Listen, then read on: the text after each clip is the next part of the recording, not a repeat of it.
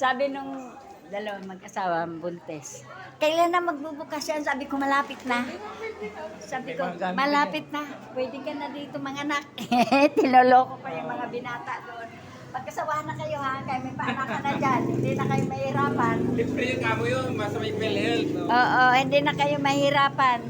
Sabi ko, may babayaran nun. may PhilHealth PhilHealth. na. Sabi ko, may PhilHealth. Papaenduro lang sila sa PhilHealth. Sabi ko, hindi na kayo mahirapan. Manganak na kayo ha. Tawa sila eh. Ay, yung mga kamag-anak ko sa veteran sa mga nanganganak. Ay, malapit ng panakan doon ha. Parang trash po. Saan yung trash? In the kitchen. Dito muna ako. Salamat.